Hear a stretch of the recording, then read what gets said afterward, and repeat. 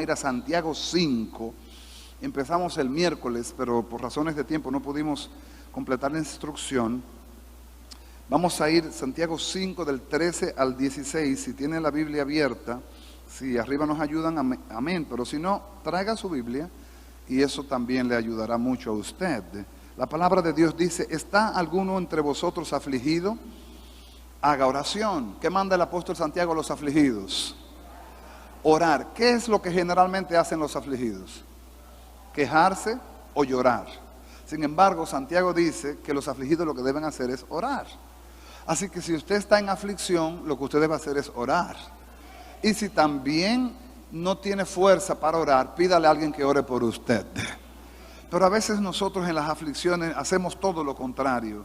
A veces en las aflicciones lo que hacemos es que nos decaemos, nos desanimamos, hasta nos alejamos, nos apartamos. Debe ser el momento donde usted recurra a las armas poderosas en Dios. En momentos de aflicción debe ser el momento donde usted busque a alguien que le levante los brazos en el nombre de Jesús. En momentos de aflicción es que usted debe poner los cambios pesados. Y vamos a hablar de estas cosas hoy. Vamos a empezar en el nombre de Jesús. Y dice más, dice Santiago, versículo 14, en el 13. ¿Está alguno alegre? Bueno, pues que cante alabanza. Aleluya. ¿Hay alguno alegre aquí en esta mañana? Ah, bueno, pues dígame por lo menos, aleluya, estoy alegre. Si está afligido, entonces vamos a orar juntos también. Y dice: ¿está alguno enfermo entre vosotros? Si hay algún enfermo, dice, llame a los ancianos de la iglesia y oren por él, ungiéndole con aceite en el nombre del Señor. Eso es un deber cristiano, pero no siempre lo hacemos, de llamar a alguien que ore por nosotros cuando estamos enfermos. Hay gente que se enferma y se queda callada y se aflige y nadie lo sabe, y uno no es adivino, y los adivinos no entran al reino de los cielos tampoco. Así que lo más sabio bíblicamente, que si usted está enfermo, que usted lo informe, pida a un anciano, pida a un diácono, pida a un líder que ore por usted, en el nombre de Jesús. Dice la Biblia: si alguno está enfermo, llama a los ancianos y oren por él, ungiéndole con aceite en el nombre del Señor. Y dice versículo 15: y la oración de fe salvará al enfermo, y el Señor lo levantará. Y si hubiere cometido pecados, le serán perdonados. Confesaos unos a otros vuestras ofensas, y orad unos por otros, para que seáis sanados. La oración eficaz del justo puede mucho. En el 17 dice, Elías era hombre sujeto a pasiones semejantes a las nuestras, y oró fervientemente para que no lloviese, y no llovió sobre la tierra por 3 años y 6 meses. En el 18 dice, y oró otra vez, y el cielo dio lluvia, y la tierra produjo, ¿qué? Fruto. En este texto que leímos de Santiago, el apóstol Santiago, si los que estamos aquí, los que nos oyen, han leído historia bíblica, Santiago era hermano biológico de Jesús. Fue de los hijos que María también tuvo. No vamos a entrar en ese tema porque es un debate que muchos por la cultura no lo asimilan, pero la Biblia lo demuestra y no vamos a entrar en eso. Santiago fue también uno de los pilares de la iglesia primitiva, de los hombres firmes en la fundación de la iglesia. Santiago llegó a un nivel de oración que sus rodillas se le pusieron planas y le pusieron un apodo y le decían rodilla de camello. Era un hombre que oraba casi todo el día, orando. Por eso él tenía autoridad para hablar de la oración. En este texto que leímos, Santiago el apóstol hace alusión a la oración en varias ocasiones. Fíjese, miremos el texto. Dice en el versículo, vamos a empezar mirando cuántas veces habla de la oración. El versículo 14, versículo 13, ¿está alguno afligido? Haga oración. Versículo 14, ¿está alguno enfermo? Y llama a los ancianos de la iglesia y haga oración. Versículo 15, la oración de fe salvará al enfermo. Versículo 16, confesaos unos a otros nuestras ofensas y orad. 4, la oración eficaz del justo. 5, Elías era un hombre sujeto a pasiones semejantes a las nuestras y oró 6 para que no lloviese. Y no llovió sobre la tierra durante 6 meses, 3 años y 6 meses. Y oró otra vez. 7 veces habla de la oración. 7 veces de la oración. Pero aquí él menciona 3 tipos de oración. 3 tipos. Hay muchos tipos de oración, pero él menciona 3. Y vamos a hablar de uno. Para empezar, por algo hay que empezar, por uno hay que empezar. Y vamos a empezar por el fundamento. Vamos a empezar por el principio. Dice la palabra, mire cómo dice la palabra, en el versículo 15, la oración de fe salvará al enfermo. En este texto, desde el 15 al 17, hay 3 tipos de oración. La oración de fe, la oración eficaz del justo y la oración fervorosa. 3 tipos de oración. Todo lo que se hace para Dios, todo lo que se hace para agradarle a Dios, tiene que tener fe. No sé si me doy a entender. Si no tiene fe, cualquier cosa que usted haga no agradará al Señor. Porque sin fe, es un versículo que todo el mundo lo sabe, sin fe es imposible agradar a Dios. O sea, que si yo vengo a la iglesia y aún vengo a la iglesia y no tengo fe, no estoy agradando a Dios, estoy cumpliendo con un rito y con una cultura que ya yo aprendí y yo voy el domingo a la iglesia porque hay que ir. No, yo tengo que venir a la iglesia con la expectativa, con la certeza de que Dios tiene algo para mí allá y yo lo voy a recibir. Y le voy a alabar y le voy a exaltar y voy a creer que Él tiene algo reservado que me va a revelar. Y por eso, cada vez que venimos con fe, la palabra de Dios en nosotros da frutos. Vamos a estudiar de eso hoy con el favor de Dios. La palabra da frutos. Si cantamos, creamos lo que cantamos, hermanos. Tu mano me sostiene. Yo creo eso, que la mano de Dios me sostiene. Y lo canto. Y creo que Dios siempre nos dará la victoria. Que aunque pasemos por momentos de turbulencias y vicisitudes y angustias, al final Dios nos dará la victoria. Por eso que cuando usted se lee el libro de Apocalipsis, que tiene muchas interpretaciones, Apocalipsis es un libro de muchas interpretaciones, yo los resumo en una sola interpretación. Al final la iglesia triunfará. Triunfará con Cristo la iglesia. Y el Espíritu le dirá al Señor, ven Señor Jesús, porque estamos listos. Entonces, todo lo que hago debe hacerlo con fe. Si aún aplaudo con fe, si aún canto con fe, si aún sirvo con fe, si aún doy con fe, todo tiene que estar ligado a la fe, porque la fe es el fundamento de toda la vida espiritual. Amados, la salvación es por fe. Efesios capítulo 2, por gracia sois salvos por medio de la fe. La sanidad es por fe. ¿O acaso aquella mujer que tenía el flujo de sangre que corrió a Jesús y tenía 12 años con un flujo de sangre y tocó el manto de Jesús? Jesús se dio cuenta que alguien lo había tocado, todo el mundo como que, y Jesús dijo, no, alguien me ha tocado diferente aquí hubo algo diferente, no es que todo el mundo me está rozando, sino que hubo alguien que se acercó de una manera diferente, una actitud diferente. Entonces apareció la mujer en escena, Jesús habla con ella y Jesús le dice al final, ve mujer, tu fe te ha salvado, tu fe te ha sanado, tu fe te ha sanado. Amén. Entonces, todo lo que hacemos en la vida de la iglesia tiene que estar vinculado y sostenido por fe. Todo tiene que ser en fe. ¿Estamos hablándole a alguien en esta hora? O sea, sin fe es imposible agradar a Dios. Ahora bien, Dios, para que lo agrademos, nos da fe. Él mismo deposita en nosotros una porción de fe que en nosotros debe ejercitarse. Venga conmigo, este texto no lo tienen arriba, pero lo pueden buscar rapidito. Romanos capítulo 12, versículo 3, 2 y 3, por ahí. Abra su Biblia rapidito. Capítulo 12, versículo 3. Dice, digo pues por la gracia que me es dada a cada cual que está entre vosotros, que no tenga más alto concepto de sí que el que debe tener, sino que piense de sí con cordura, conforme a la medida de fe que Dios repartió. O sea que Dios a cada uno le puso una medida de fe. Ahora, ¿qué pasa con la fe? Que la fe es como un músculo que si usted no lo ejercita, se debilita o se atrofia. Por eso Dios nos vive entrenando siempre. Y siempre parecen cositas que tú necesitas ejercer la fe. Siempre parece algo que tú necesitas creerle a Dios para que eso pase. Todavía hay cosas que no han pasado, pero van a pasar. Tú tienes que mantenerte creyendo que Dios lo va a hacer. Todavía hay hijos que no son salvos, pero Dios los va a salvar en el nombre de Jesús. Todavía hay esposas que no son convertidas, pero Dios los va a tocar en el nombre de Jesús. Todavía hay finanzas que no están limpias, pero Dios las va a limpiar en el nombre de Jesús. Todavía hay dolencias que no están quitadas, pero Dios las va a quitar en el nombre de Jesús. Todavía hay personas atadas a juegos, a vicios, a comportamientos extraños, pero yo estoy creyendo que Dios lo va a libertar en el nombre de Jesús. Porque aunque ahora yo no lo estoy viendo, yo lo estoy creyendo, porque el justo no camina por vista, el justo camina por fe.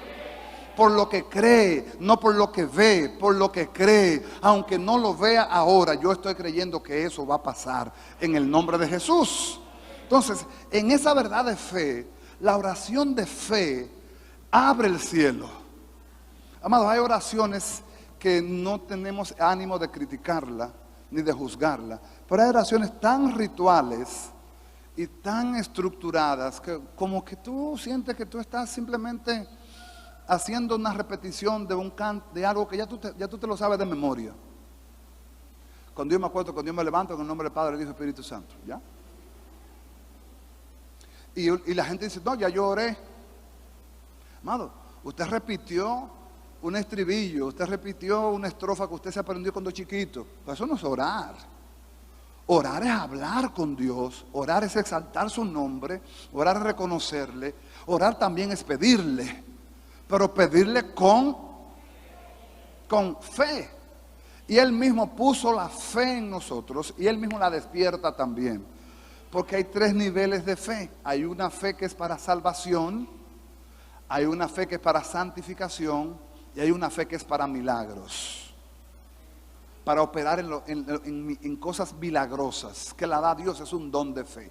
Y vamos a tratar de entender hoy qué es la oración de fe.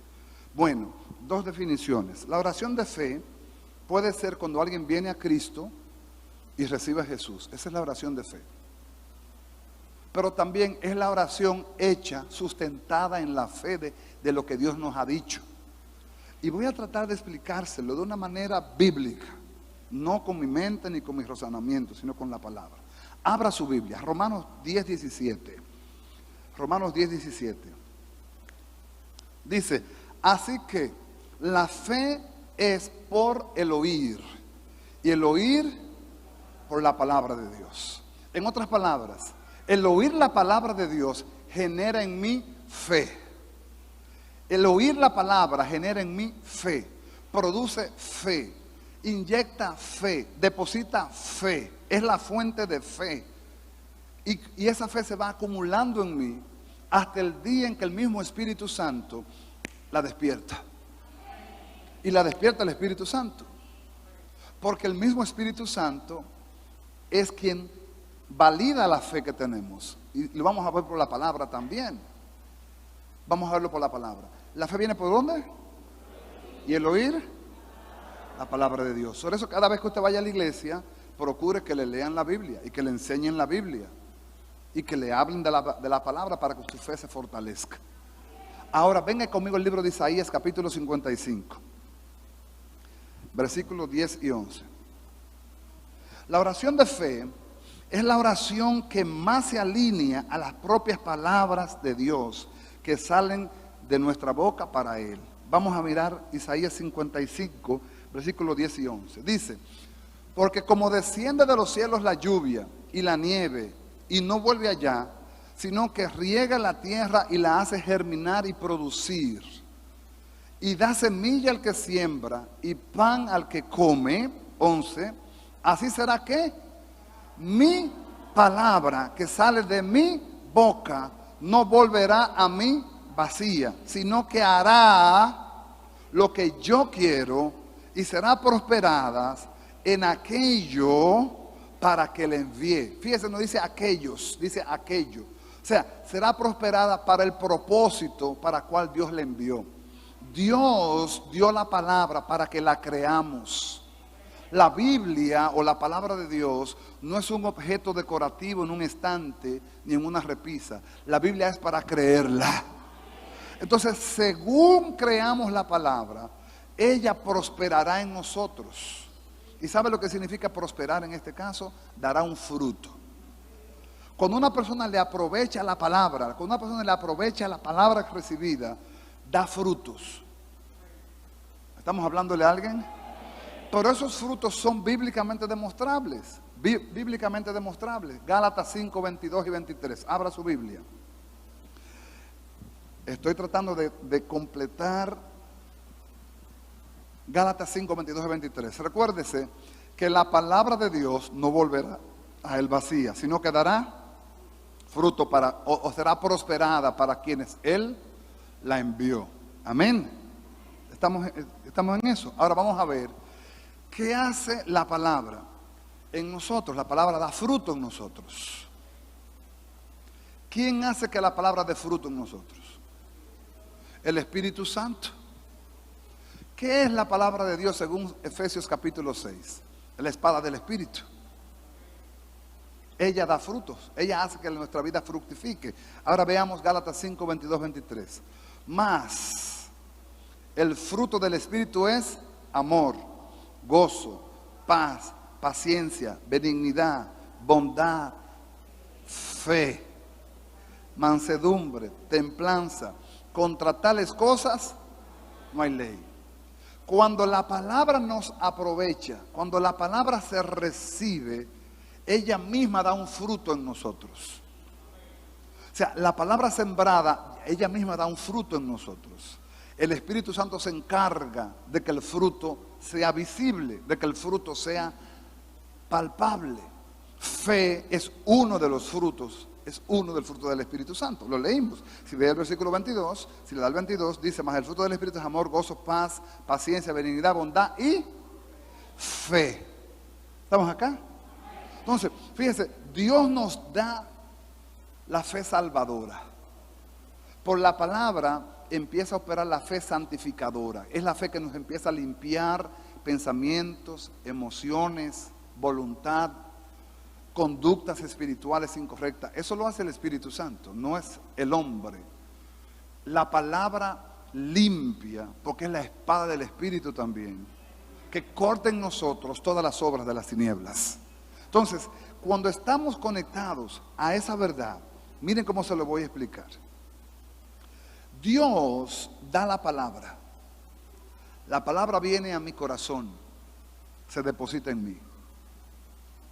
En mi corazón la palabra es prosperada porque la creo. La creo. Entonces, como la creo, ahora la palabra da un fruto en mí. Pero aplicándola a la oración, ¿cómo es la oración de fe? Póngame atención, que esto es muy importante. Si usted abraza esto, usted va a abrazar un principio de victoria. ¿Por qué? Porque yo voy a recibir de Dios primero. Su palabra en mi corazón está inyectada. Ahora, yo la creo. Y mi Biblia dice que ella será prosperada para el propósito que Él la envió. Ya la palabra está en mí y yo la creo. Ahora, cuando yo la devuelvo a Dios creyéndola, la oración de fe es orar según, conforme y de acuerdo a la palabra de Dios. ¿Lo entendió? O sea, por eso el creyente tiene que conocer Biblia. Por eso el creyente tiene que conocer la palabra. Para que cuando ore, le hable a Dios según su palabra. Y Dios ve si su palabra en ti ha sido prosperada también. Si la palabra que estás diciendo no es vana, ni es hueca. Dios conoce el corazón y ve si esa palabra que brota de tu boca, tú le estás creyendo. Cuando usted lee la Biblia, ¿usted cree que es palabra de Dios? ¿Cuántos creen que es palabra de Dios cuando usted lee la Biblia? Ok. Entonces, cuando usted la lee, usted la abraza y usted se la devuelve a Dios, ¿sabe usted lo que usted está haciendo? Usted le está poniendo a Dios su palabra ya fructificada en usted, porque usted la cree. Le voy a dar varios ejemplos bíblicos. Abra su Biblia, Mateo 18, del 18 al 20. Mateo 18, del 18 al 20. Jesús dijo: de cierto os digo, que todo lo que atéis en la tierra será atado en el cielo, y todo lo que desatéis en la tierra será desatado en el cielo. 19. Otra vez os digo, que si dos de vosotros se pusieren de acuerdo en la tierra acerca de cualquiera cosa que pidieren, les será hecho por mi Padre que está en los cielos. Porque donde están dos o tres congregados en mi nombre, allí estoy yo en medio de ellos. ¿Usted leyó la palabra? ¿Quién dijo eso? ¿Yo lo creo? ¿Usted lo cree? ¿Qué hace Jesús cuando dos o tres se unen en su nombre? Él hace sentir su presencia en medio del campamento. Por eso pasan cosas cuando la iglesia se une. Por eso se mueven cosas espirituales cuando la iglesia se une. No es porque estemos juntos, es porque hay una promesa sobre la unidad de la iglesia. Por eso el enemigo pelea mucho para que la iglesia no se una, para que los creyentes no se unan, para que los matrimonios no se unan, porque él sabe que hay una promesa que Jesús le dio a la iglesia, que si dos o tres se pusieren de acuerdo en la tierra sobre cualquier cosa creyéndola, todo lo que ataren en la tierra será atado en el cielo, y todo lo que ataren en el cielo será atado en la tierra. Por eso es necesario creer, ahora mismo creer que estamos unidos en su nombre en este lugar para adorarlo, para exaltarlo, para proclamarlo, para creerle, para magnificarle, para reconocerle. Entonces su promesa se hace en nosotros tangible, se hace palpable. Hay un testimonio que lo he contado muchos años aquí en la iglesia, algo que pasó aquí en San Francisco de Macorís, con un cura católico religioso que pasaba frente a una iglesia pentecostal. Y él decía, estos hermanitos tan bullosos, y esa gente tan bullosa, y esa gente tan ruidosa, y esa gente haciendo ruido. Y él siempre vivía murmurando. Hasta que un día se atrevió a citar al pastor de la iglesia. Y lo citó. Y el pastor fue. Y cuando estaban en la cita, él le empieza a hablar de sus logros y de sus títulos. Y le dice que él tiene antropología bíblica, que él tiene homilética bíblica, que él tiene cartografía bíblica, que él tiene hermenéutica, que él tiene todos los conceptos humanistas sobre la Biblia. Y el pastor le dice, pero le faltó un ingrediente. Y él le dice, ¿cuál? Leer la Biblia con fe. No es lo mismo. Usted puede conocerse Génesis 1 hasta Apocalipsis 21 y si no tiene fe no tiene nada. Estoy hablándole en español. Y el pastor le dijo al sacerdote simplemente, usted tiene muchas letras pero no tiene nada de fe. Oye, el sacerdote salió ¡tum!, chocado. Y empezó a inquirir en la verdad de que la fe era el sustento de todo lo que mueve a Dios. Oiga, Dios no se mueve por tu necesidad. Dios no se mueve porque tú estás enfermo. Dios no se mueve porque tú estás en crisis económica. Dios no se mueve porque tu matrimonio tiene problemas. Dios se mueve porque tú le crees que Él puede restaurar, porque Él cree que puede sanar, porque tú le crees que Él puede traer la provisión. Por eso Él se mueve, porque tú lo crees. Porque para el que cree, todo le es posible. Y este sacerdote que tenía ya la cabeza llena de letra, se metió a buscar a Dios en fe. Y empezó, en vez de usar una homilía ritual, empezó a hablarle a la iglesia de fe. Y empezaron a caer endemoniados en la iglesia. Y empezaron a haber sanidades en la iglesia. Y empezó la gente a brincar en la iglesia. Y no entendían por qué brincaban. Y de repente él corrió otra vez del pastor. Le dijo, pastor, dígame algo. En mi iglesia están pasando cosas extrañas. La gente está brincando, la gente se está cayendo, la gente está gritando, la gente se está sanando. ¿Qué es lo que está pasando? Y el pastor simplemente le dijo que ahora usted está predicando fe. Esa es la diferencia. Esa es la diferencia. Esa es la diferencia. Predicando fe. Si Jesús dijo que tú y yo, aleluya, miren amados, si hay algo que el diablo teme, los que son esposos, los que son hermanos cercanos, que están sentados cerca, agárrele la mano, los que puedan hacer y tengan la confianza. Si no se conocen, no lo hagan, porque estamos en tiempos delicados. Si hay algo que el diablo teme, es eso. Si hay algo que el diablo teme, es que dos.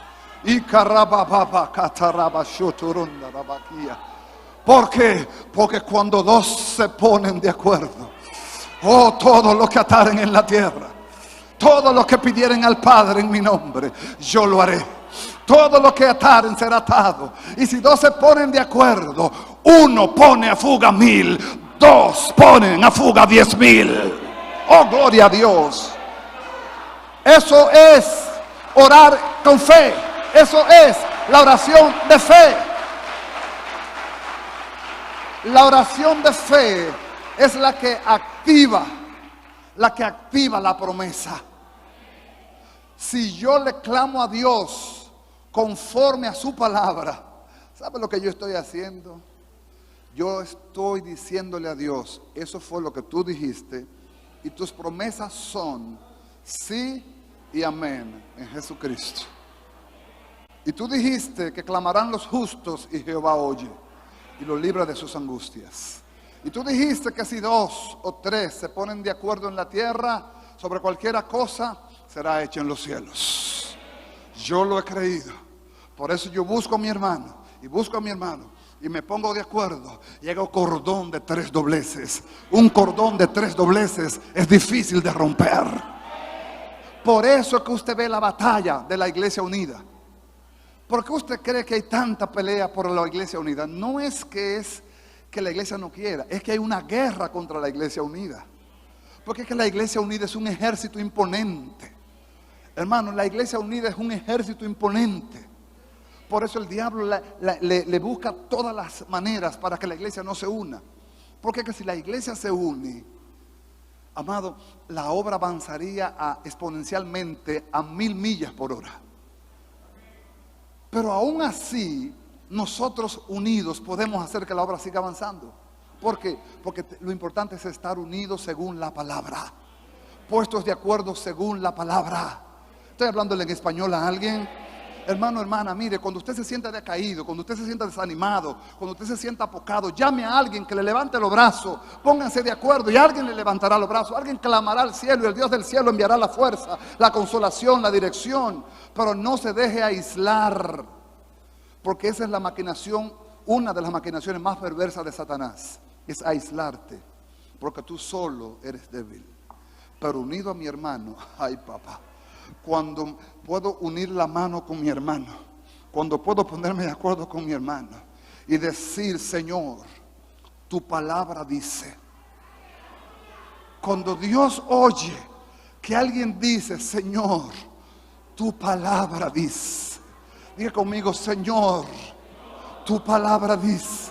Oh, gloria a Dios. Tu palabra dice. Tu palabra dice. Tu palabra dice. Tu palabra dice, tu promesa es, tú dijiste Señor, tú dijiste Señor, tú dijiste Señor, que en tu nombre, y ponemos las manos sobre los enfermos y sanarán, que en tu nombre echaremos fuera demonios, que en tu nombre hablaremos nuevas lenguas. Tú dijiste Señor, yo lo estoy creyendo, pero estoy unido a mis hermanos en fe. Amado hermano, hermana, esa es parte de la oración de fe. Usted me pregunta, ¿qué es la oración de fe? La oración de fe es orarle a Dios con la palabra que ya Dios te ha dado a ti. Por ejemplo, le voy a dar un ejemplo sencillo. Si usted ora solo, vamos a suponer que usted no tenga a nadie, pero usted quiere confesarle a Dios lo que usted cree de Él. Una oración sencilla, es decirle, Señor, tú eres mi pastor y a mí nada me faltará. Yo lo creo. Yo lo creo. Si lo creo, Él es mi pastor. Él me hará descansar en lugares delicados. Él me pastoreará junto a corrientes de agua. Él me llevará por senda de justicia por amor de su nombre. Él va a aderezar mesa delante de mí en presencia de mis angustiadores. ¿Sabe por qué? Porque yo lo creo. Él es mi pastor y yo lo creo. Esa es la oración de fe. Esa es la oración de fe. Lucas capítulo 5, vamos a terminar ahí, porque es lo que le digo, me quedo con todo el deseo de predicar el mensaje. En el segundo culto sí puedo hacerlo por el tiempo. Si tuviéramos el tiempito de la media horita que nos faltara, termináramos aquí, ya usted sabe, pero tengo que parar.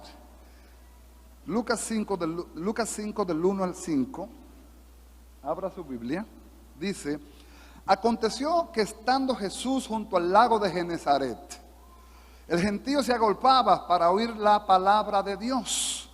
¿Para qué se juntaba el gentío? Hoy día este texto hay que revisárselo a la iglesia. La gente se agolpa, pero no para oír la palabra. La gente se agolpa para que lo entretengan. La gente se agolpa para que le endulcen el oído. La gente se agolpa para que le den un aliciente. Dios, hermano, Dios no te da aliciente, Dios te sana y se acabó. La gente se junta para que la iglesia lo calme. Las iglesias humanistas lo que hacen es que calman a los creyentes. Las iglesias del Espíritu te dan la palabra que te sana y te endereza y te levanta en el nombre de Jesús. Y dice versículo 2, dice versículo 1, 2, y vio dos barcas que estaban cerca de la orilla del lago, y los pescadores, habiendo descendido de ellas, lavaban sus redes. Y entrando en una de aquellas barcas, la cual era de Simón, les rogó que la apartase de tierra un poco, y sentándose enseñaba desde la barca a la multitud. Versículo 5. Cuando terminó de hablar, dijo a Simón: Simón, boga mar adentro y echad vuestras redes para pescar. Respondiendo Simón le dijo, lea este versículo conmigo, iglesia.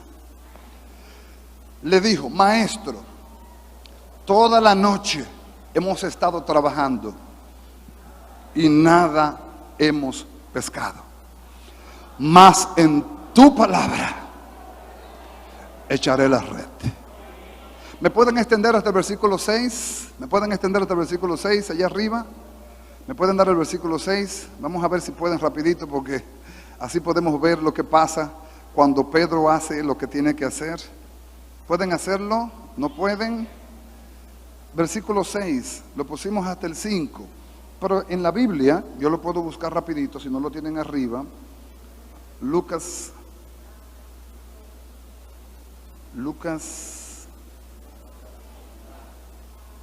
el 6 dice: y habiéndolo hecho, encerraron gran cantidad de peces y su red se rompía. ¿Qué hizo Pedro? Oiga, en un momento de frustración, Pedro era un hombre que sabía de pesca. Pedro era un hombre que sabía del mar. Pedro era un hombre que sabía dónde estaban los cardúmenes de peces para poderlos atrapar. Ya Pedro había terminado la labor del día y se iba para su casa vacío, sin nada en la mano, frustrado. Posiblemente en ese día había un ayuno obligatorio en la casa de Pedro. Pero llegó Jesús, entrando en la barca.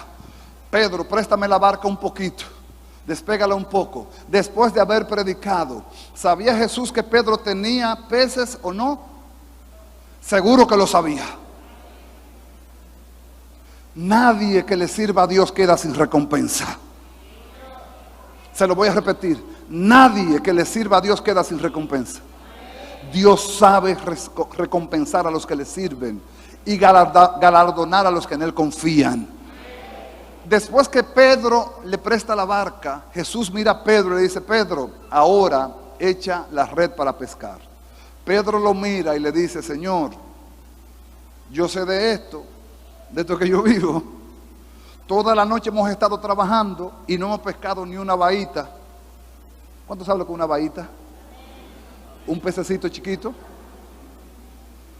Pero ya yo no lo voy a hacer como lo estaba haciendo toda la noche. Ahora, versículo 5, Lucas 5:5. Ahora, toda la noche hemos estado trabajando y nada hemos pescado, mas en tu palabra echaré la red. Y echó la red. Y la red atrapó gran cantidad de peces, tantos que la red se rompía. Amado, amada, si tú has estado frustrada, frustrado, cargado, turbado, agobiado, triste, afligido porque algo no ha salido como espera, cambia el modelo y no lo hagas en tus fuerzas. Es hora de empezar a decir: Señor, en tu palabra yo echaré la red. Yo no sé quién aquí se va a empoderar en esta mañana. Yo no sé quién aquí se va a levantar en esta mañana. Yo no sé quién me está viendo o me está oyendo y va a decir: yo me voy a levantar en el nombre de Jesús, y en su palabra yo echaré la red, y mi casa será salvo. Yo echaré la red y mis hijos vendrán. Yo echaré la red y mi negocio se levantará. Yo echaré la red y el ministerio se levantará. Yo echaré la red y la unción caerá también, porque no lo estoy haciendo según mis fuerzas, sino según su palabra. Levántate, ponte en pie en el nombre de Jesús. Aleluya. Aleluya, aleluya, aleluya. Alguien en este día, si no pudiste abrazarlo todo, vuelve a ver el culto por YouTube o por Facebook y aprende que la oración de fe está alineada a lo que Dios ha dicho. Si tú oras fuera de lo que Dios ha dicho, posiblemente tú estás orando en tus malas palabras. Órale a Dios según su palabra. Órale a Dios según lo que Él ha dicho. En el segundo culto voy a seguir completando el mensaje. Por eso que si yo tuviera media hora más, yo completara el mensaje en este culto, pero no puedo. Levanta tus manos ahí. Padre, en el nombre de Jesús, gracias por esta hora. Gracias por este tiempo. Gracias por tu fidelidad, tu cuidado y tu bondad. Señor, en tu palabra yo he soltado la palabra. En tu nombre he predicado la palabra de fe.